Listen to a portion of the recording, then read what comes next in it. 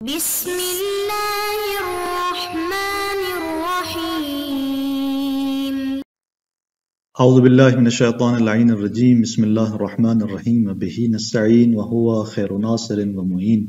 الحمد للہ رب العالمین وصلی اللہ علی محمد وآلہ الطیبین الطاہرین المعصومین۔ ہماری گفتگو کتاب المقاصد کے دوسرے حصے کتاب البیع کے مباحث میں جاری ہے، اور آج کے درس کا عنوان عقد بیع سے گفتگو کہ جس کے اندر مقدمے کو بیان کیا جائے گا اس عنوان کے ساتھ کہ عقد بیع کے الفاظ کے سلسلے میں ایک مقدمہ ہے جو شیخ انصاری بیان کرتے ہیں، اور اس کے بعد پھر عقد بیع کے الفاظ میں تفصیلی طور پر داخل ہوتے ہیں۔ تو اس طرح یہ ہماری گفتگو یہاں سے عقد بیع کے حوالے سے گفتگو سے آغاز ہو رہی ہے معاہدات کے اتمام کے بعد، اور آج کے ہمارے اس درس کے اہم مطالب میں سے ایک عنوان عقود میں لفظ کا شرط ہونا کہ آیا عقد کے اندر جو ہے وہ لفظ معتبر ہے یا معتبر نہیں ہے، اس سلسلے میں ایک مقدماتی گفتگو بڑھے گی، اور لفظ پر قدرت نہ ہونے کی صورت میں اشارے کا حکم کہ آیا اشارہ کافی ہے، کفایت کرتا ہے نہیں کرتا، اشارے پر قدرت نہ ہونے کی صورت میں تحریر اور کتابت کا کیا حکم ہے اس کو بیان کیا جائے گا۔ اسی طرح لفظ میں خصوصیات کے متعلق ابحاث کی انواع اور اقسام کتنی ہیں، یعنی اگر ہم لفظ کو ان کی خصوصیات کے اعتبار سے دیکھیں تو یہاں پر کتنی ابحاث مد نظر ہوتی ہیں۔ تو اس طرح ہم چلتے ہیں اپنے پہلے عنوان کی طرف، جس میں شیخ انصاری فرماتے ہیں کہ عقود میں لفظ آیا شرط ہے شرط نہیں ہے، اس سلسلے میں وہ مقدمہ تحریر فرماتے ہیں۔ مقدمۃ فی خصوص الفاظ عقد البیع، مقدمہ عقد بیع کے الفاظ میں بالخصوص جو ہے، یعنی الفاظ جو خاص ہیں عقد بیع میں، خود خاص طور پر ان الفاظ کے سلسلے میں یہ مقدمہ جو ہم یہاں پر بیان کرنے جا رہے ہیں۔ قد عرفت ان اعتبار اللفظ فی البیع بل فی جمیع العقود مما نقل علیہ الاجماع، فرماتے ہیں کہ یہ بات آپ نے جان لی کہ بیع کے اندر جو لفظ کا اعتبار ہے کہ لفظ معتبر ہے بیع کے اندر، بلکہ فرماتے ہیں کہ تمام عقود کے اندر، بیع کے علاوہ جتنے دیگر عقود ہیں ان کے اندر یہ جو لفظ کا اعتبار ہے، اس کا معتبر ہونا، اس کا شرط ہونا، مما نقل علیہ الاجماع، یہ ان موارد میں سے مطالب میں سے ہے کہ جس پر اجماع نقل کیا گیا ہے، کہ ابن زہرہ نے ادعا اجماع کیا تھا، تو اجماع منقول ہمارے پاس موجود ہے جو لفظ کو معتبر جان رہا ہے۔ وتحقق فیہ الشہرۃ العظیمہ، بلکہ آقا فرماتے ہیں کہ شہرت عظیمہ یہاں پر ثابت ہے، یعنی درواقع شیخ انصاری کہنا چاہتے ہیں کہ ہم نے تحصیل کی ہے اس شہرت کو، ہم نے فقہا کے کلمات کو دیکھا ہے اور اس شہرت عظیمہ کو جو ہے وہ ہم نے تحصیل کیا ہے، تو شہرت محصلہ جو ہے یہاں پر موجود ہے۔ اور پھر مع الاشارۃ الیہ فی بعض النصوص، تیسری دلیل یہاں پر بس اجماع منقول ہے، شہرت عظیمہ ہے، اور پھر اسی کی طرف اشارہ موجود ہے فی بعض النصوص، بعض روایات کے اندر، جیسے سابقہ مباحث میں شیخ نے مفصل بحث کی کہ انما یحلل الکلام و یحرم الکلام، کہ یہ جو روایت ہے وہ اشعار یا ظہور رکھتی ہے اس مطلب کی طرف کہ لفظ جو ہے وہ معتبر ہے، یعنی مطلق لفظ کے اعتبار کو ہم نے اس روایت سے اور چند دیگر روایات سے استظہار کیا، شیخ نے اس کو استنباط کیا۔ لیکن ھذا یختص بصورت القدرہ، لیکن شیخ فرماتے ہیں کہ یہ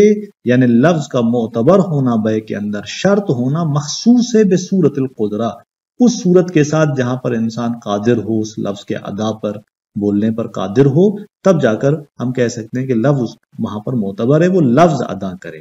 لیکن لفظ پر قادر نہ ہونے کی صورت میں اشارے کا کیا حکم ہے، تو یہاں پر آپ فرماتے ہیں کہ اما مع العجز عنہ، اگر وہ اس سے عاجز ہے، یعنی وہ لفظ سے عاجز ہے، لفظ ادا نہیں کر سکتا، کالاخرس جیسے وہ انسان جو نہیں بول سکتا اور بولنے پر قادر نہیں ہے، فرماتے ہیں کہ فما عدم القدرت علی التوکیل، یہاں خود دو صورتیں ہیں کہ آیا وہ توکیل پر قادر ہے یا قادر نہیں ہے۔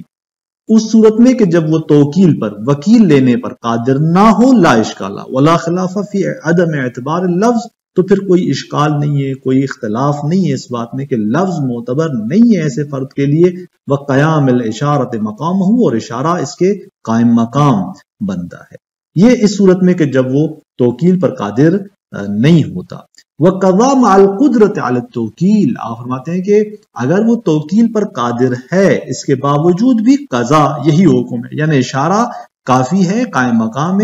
لفظ کا۔ توکیل پر قادر ہونے کی صورت میں اشارہ کافی ہے، اس پر کیا دلیل ہے؟ تو آپ فرماتے ہیں کہ پہلے مرحلے میں آگاہ رد کرتے ہیں، دوسروں نے جو دلیل دی ہے اسی کو فرماتے ہیں کہ لال اصالت عدم وجوب ہی کما قیل، نہ اس لیے کہ چونکہ اصل عدم وجوب ہے، عدم وجوب تو یعنی توکیل ہے، یعنی ہم کہیں کہ اصل یہ ہے کہ توکیل واجب نہیں ہے، کما قیل جیسے کہا گیا ہے، بعض نے اس استدلال کو پیش کیا ہے کہ انہوں نے کہا ہے کہ یہاں پر جو ہے ہم شک کرتے ہیں کہ آیا وکیل لینا واجب ہے یا واجب نہیں ہے، تو اس کو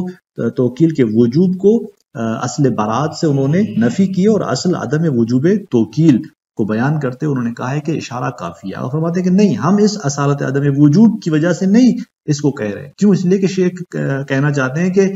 یہاں پر در واقع یہ جو وجوب ہے یہ اشتراط کی معنی میں ہے، وجوب توکیل یہاں پر حکم نہیں ہے، ایک حکم تکلیفی نہیں ہے کہ آپ اس کو اصالت برات سے نفی کریں، یہاں حکم وضعی ہے، یہاں پر وجوب کس معنی میں ہے؟ اشتراط کی معنی میں ہے، کہ یعنی جب ہم کہتے ہیں یعنی شک ہم کرتے ہیں کہ اشارے کی کفایت میں اس وقت جب وہ توکیل پر قادر ہو، یہ جو ہمارا شک ہے یہ کہاں پلٹتا ہے؟ یہ اس طرف پلٹتا ہے کہ یعنی آیا اس اشتراط کی طرف کہ آیا اشارے کے کافی ہونے میں شرط ہے کہ وہ وکیل نہ کر سکتا ہو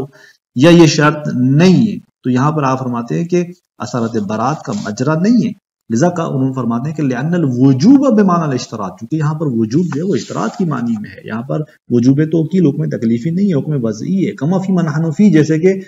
ہمارے اس مورد میں بھی وجوب اسی اشتراط کی معنی میں ہے،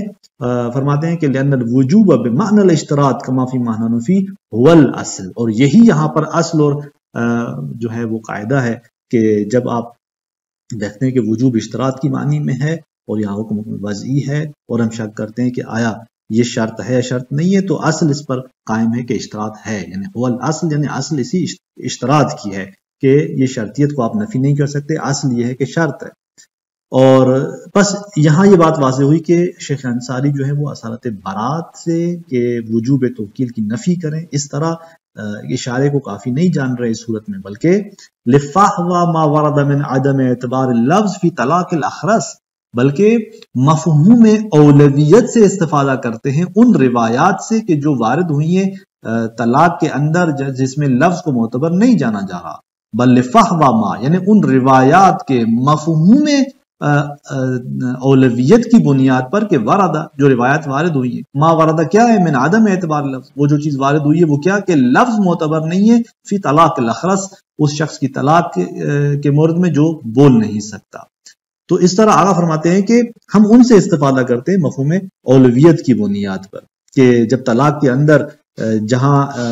ثابت ہے کہ انشاء طلاق جو ہے وہ اس کے لیے لفظ مخصوص ہے اور لفظ خاص صیغہ خاص معتبر ہے نہ مطلق لفظ، تو وہاں پر اس جو ہے اشارے کو کافی جانا گیا ہے، اور وہ بھی مطلق صورت میں کہ چاہے وہ توکیل پر قادر ہو چاہے قادر نہ ہو، وہ جو شخص نہیں بول سکتا وہ توکیل پر قادر ہو چاہے نہ ہو، وہاں اشارے کو معتبر جانا گیا ہے۔ تو وہاں جب معتبر جانا گیا کہ جہاں پر لفظ اور صیغہ خاص معتبر تھا، تو بین میں درجے اولا بطریقے اولا ہم کہیں گے کہ اشارہ کافی ہے جب وہ بول نہیں سکتا، کیونکہ بے کے اندر تو ہم نے جو چیز ثابت کی وہ یہ کہ مطلق لفظ کفایت کرتا ہے، تو اب اگر وہ نہیں بول سکتا تو یہاں بدرجے اولا جو اشارہ کافی ہونا چاہیے۔ تو یوں مفہوم اولویت سے استفادہ کرتے ہیں شیخ۔ فإن حمله على صورت عجزه عن التوکیل، اب ممکن ہے کوئی آ کر کہے کہ طلاق اخرس میں وہ جو بیان ہوا ہے کہ لفظ معتبر نہیں ہے، اشارہ کافی ہے، اور اس کو حمل کیا جائے اس بات پر کہ وہاں مراد جو ہے وہ صورت ہے کہ جہاں وہ شخص جو ہے طلاق دینے والا توکیل پر عاجز، توکیل یعنی وکیل لینے پر وہ عاجز ہو۔ فرماتے ہیں کہ حملہ یعنی اس ما ورد من عدم اعتبار اللفظ فی طلاق، اس مورد کو حمل کرنا، اس کا حمل کس صورت پر کہ وہ عاجز ہو توکیل سے، اس صورت میں یہ ہے۔ فرماتے ہیں کہ یہ حمل المطلق علی الفرد النادر، یہ درواقع حمل کرنا ہوگا مطلق و فرد نادر پر، کہ آپ یعنی ایک ایسے فرد پر کہ جو نادر ہے، یعنی جہاں ہم کہیں کہ وہ توکیل پر سے عاجز ہو، ایسے فرد پر ہم جو ہے وہ اس کو حمل کریں، یہ مطلق کو ایک نادر فرد پر حمل کرنے کی معنی میں ہوگا، اور یہ درست نہیں ہے۔ تو بس یہ ایک دلیل۔ دوسری دلیل فرماتے ہیں کہ ہم جب کہتے ہیں کہ توکیل پر قدرت کے باوجود اشارہ کافی ہے، کیوں؟ فرماتے ہیں کہ ما ان ظاہر عدم الخلاف عدم الوجوب، ظاہر یہ ہے کہ اختلاف نہیں ہے، اتفاق ہے واجب نہ ہونے میں، کہ توکیل واجب نہیں ہے اس مسئلے میں اتفاق موجود ہے. تو بس تقریباً اجماع کو بیان کرنا چاہتے ہیں، اتفاق کو بیان کرنا چاہتے ہیں دوسرے اس مورد میں. پھر فرماتے ہیں کہ ثم سے استدراک کرتے ہیں اس بات سے کہ حتی اشارہ بھی جو ہے وہ ہم نے کہا کہ لازم ہے، اشارے کے لزوم سے بھی استدراک کرتے ہیں کہ لو قلنا، اگر ہم اس بات کے قائل ہو جائیں کہ ان الاصل فی المعاطات اللزوم، معاطات میں اصل اور قاعدہ لزوم ہے، بعد القول بحفاظت حال ملکیہ، اس بات کے بعد کہ جب ہم قائل ہو جائیں کہ معاطات مفید ملکیت ہے اور پھر ہم نے اصل معاطات کے اندر لزوم کو جانے، تو یہاں پر فالقدر المخرج صورت قدرت المتبايعين على مباشرت اللفظ، تو اسی لزوم سے جو چیز خارج ہو جاتی ہے، قدر متیقن جو خارج ہو رہی ہے، وہ کون سی صورت ہے جو اس معاملے کے لزوم سے خارج ہے؟ یہ وہ صورت ہے کہ جہاں پر وہ متبايعين لفظ کو مباشرتاً جو ہیں مستقیماً ادا کرنے پر قادر ہوں، یعنی لفظ پر مستقیم و قدرت رکھتے ہیں اور اس کے باوجود وہ معاطاتی صورت میں انشاء کر رہے ہوتے ہیں. تو یہاں پر ہم نے کہا کہ یہ معاطات لازم نہیں ہوگی، لیکن جہاں پر وہ قادر نہ ہوں لفظ پر، تو وہاں آپ فرماتے ہیں کہ کلن وہ معاطات لازم ہوگی، وہ معاملہ وہ انشاء لازم ہو جائے گا. یعنی پھر وہاں پر نہ تو انشاء قولی لازم ہے، حتی توکیل، یہ دونوں لازم نہیں ہے، بلکہ یہاں سے استدراک کر رہے ہیں شیخ کہ حتی اشارہ بھی لازم نہیں، جیسے بعض نے توضیح دی کہ ثم دروا کے اشارہ ہے. استدراک اس بات سے کہ اگر ہم اس بات کے قائل ہو جاتے ہیں تو پس جب یہ قول اور لفظ پر قادر نہیں ہوتا شخص، تو انشاء قولی اور توکیل تو لازم نہیں ہے، یہاں پر اشارہ بھی لازم نہیں ہوتا. اور اس طرح شیخ انصاری جو ہیں یہ ان ادلہ سے اس بات کو واضح کرتے ہیں کہ اشارہ کفایت کرتا ہے ان تمام دلائل کی صورت میں، اور پھر وہ تمام وہ توضیحات جو توکیل اور دم توکیل کی صورت میں تھی. اس کے بعد جو بحث آتی ہے وہ یہ کہ اشارے سے عاجز کی صورت میں آیا تحریر اور کتابت جو ہے وہ اس کا کیا حکم ہے؟ تو فرماتے ہیں وظاہر ایضاً کفایت الکتابت مع العجز عن الاشارہ،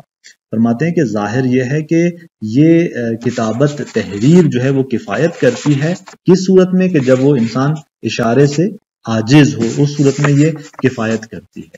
اور یہاں پر دلائل دیتے ہیں کہ تحریر کے کافی ہونے کے ہمارے پاس دلائل کیا ہیں کہ اگر وہ اشارے سے عاجز ہو جائے تو وہاں پر ہم کہیں کہ وہ کر سکتا ہے کہ مثلا وہ تحریر یا کتابت کی صورت میں اس کو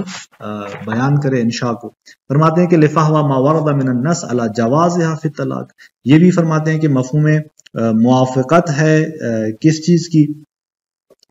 ما ورد کہ جو نص وارد ہوئی علی جوازها فی طلاق، طلاق میں جب کتابت کو جائز قرار دیا گیا تو اس کا جو مفہوم موافقت یعنی مفہوم اولویت جو استفادہ ہوتا ہے وہ یہی ہے کہ پس بے کے اندر بطریق اولا کتابت جو ہے وہ کفایت کرتی ہے. اور پھر دوسری دلیل کی طرف اشارہ فرماتے ہیں کہ ما ان الظاہر عدم الخلاف فیہ، کہ ظاہر کیا ہے؟ ظاہر یہ ہے کہ اس کے اندر جو ہے وہ کوئی اختلاف موجود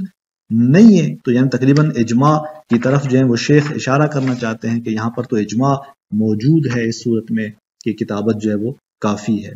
اور فرماتے ہیں کہ واما مال قدرت اشارہ، اگر ایک شخص ہے کہ جو اشارے پر بھی قادر ہے اور کتابت پر بھی قادر ہے، تو وہاں پر آیا اشارہ کافی ہے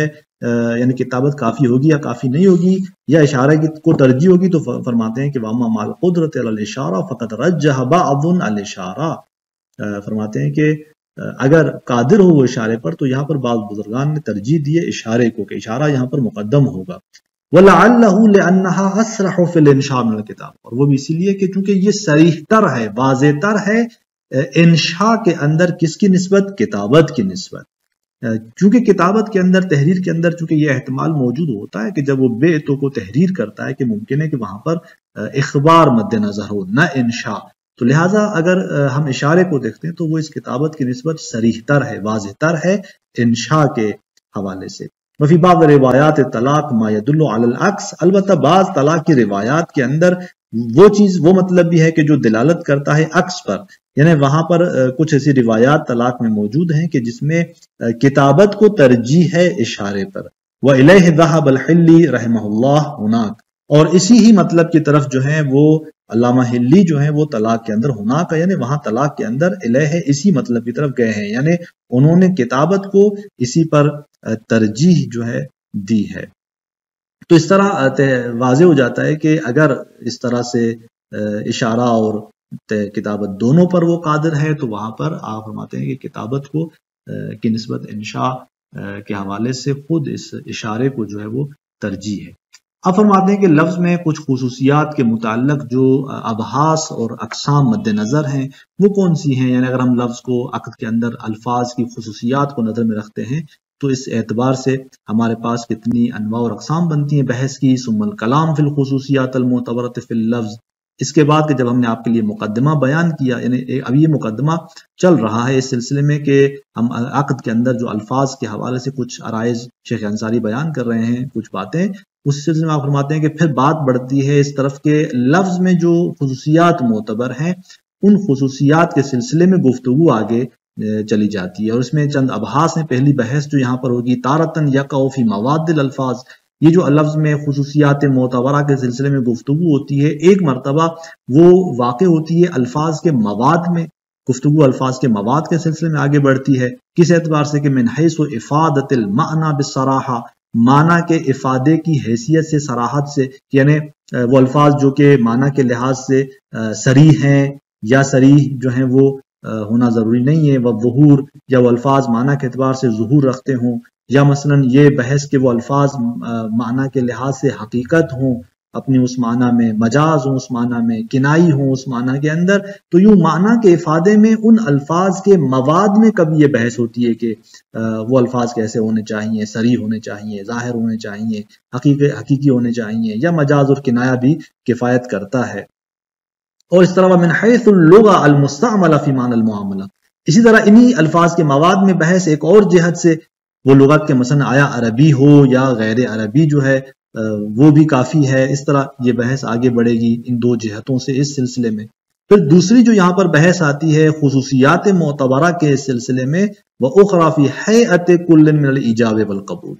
کہ ایجاب اور قبول میں سے ہر ایک کی حیت کے سلسلے میں بحث آئے گی کہ یعنی ان کی جداگانہ ہر ایک کی جو ہے وہ حیت، جس کو ہم حیت افرادیہ سے یاد کرتے ہیں، وہ کیسی ہونی چاہیے، من حیث و اعتبار کونہ بالجملۃ الفعلیہ و کونہ بالماضی، اس حیث سے کہ وہ جملہ فعلیہ ہو یا اسمیہ کفایت کرتا ہے، اس اعتبار سے کہ وہ کونہ بالماضی ماضی ہو یا مضارع بھی کفایت کرے گا۔ تو یوں یہ بحث جو ہے ہماری اس میں آگے بڑھتی ہے دوسرے اعتبار سے ان خصوصیات کے حوالے سے۔ پھر اس طرح آگے فرماتے ہیں کہ جو تیسرے مورد میں ہماری بحث آگے بڑھے گی ان خصوصیات معتبرہ کے سلسلے میں، وثالثتاً، تیسرا، فی حیئت ترکیب الایجاب والقبول، ایجاب اور قبول کی ترکیب کی حیت میں، حیت ترکیبیہ جو ہے اس حیت افرادی کے مقابلے میں ایجاب و قبول کی جو ترکیبی مجموعی جو حیت ہے وہ کیسی ہونی چاہیے، من حیث ترتیب کے لحاظ سے کہ ایجاب پہلے ہونا چاہیے یا قبول پہلے آ جائے تو مشکل نہیں ہے، والموالات، اس طرح پے در پہ ان کا آنا ضروری ہے یا ضروری نہیں ہے۔ تو اس طرح سے آپ فرماتے ہیں کہ یہ چند وہ ابحاث ہیں کہ جو ان الفاظ کی خصوصیات کو نظر میں رکھتے ہوئے یہ انجام دی جا سکتی ہیں۔ تو آگے ہمارے درس کے اندر ان تین ابحاث کو مفصل جو ہے وہ شیخ انصاری بیان کرتے ہیں کہ الفاظ کے مواد کے اعتبار سے وہ دونوں جہتیں کہ وہ الفاظ واضح ہونے چاہیے یا صریح ہونے چاہیے یا ظاہر ظہور رکھنے والے بھی کفایت کرتے ہیں، مجازی بھی کفایت کرتے ہیں، اسی طرح پھر لغت کے اعتبار سے عربی ضروری ہے یا ضروری نہیں ہے۔ یہ تمام وہ چیزیں جو آگے انشاءاللہ اگلے درس سے اس بحث کو آغاز کرتے ہیں۔ والسلام علیکم ورحمۃ اللہ وبرکاتہ۔